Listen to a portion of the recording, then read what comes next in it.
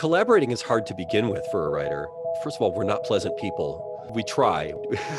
Comedy writers, we're all sort of, privately miserable. I had worked in advertising for 15 years prior to TV. So in that business, you get an assignment with very specific objectives, and then you go off and maybe you work with an art director, or maybe you work alone and you write headlines or you come up with TV, commercial ideas, but it was much more private. And so the biggest adjustment for me when I went to work at Malcolm in the Middle, to see a group of 8 or 10 people in a room breaking a story together, which meant that you had to be able to think out loud. That was a really hard adjustment for me. As a writer, you don't want anyone hearing your idea until it's ready.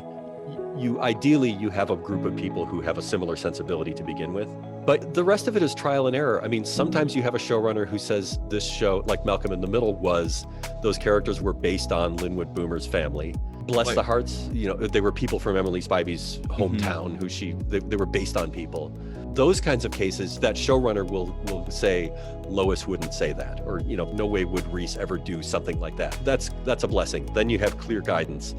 But a lot of times, you're also just sort of finding it. You're just sort of sounding it out. What happens a lot is you'll pitch something, you'll be working without the showrunner, you'll come up with a cool story, they'll come in and they'll hear it and they'll go, I don't know why, but that doesn't sit right with me for that character. Mm-hmm. And then you try to get to the bottom of it. There's a lot of therapy that happens in writers' rooms too. Thing at Community, which I wouldn't trade that experience for anything, but those were hard years, and long days, sometimes all-nighters. One time I went to work on a Wednesday and didn't come home until Friday. Wow.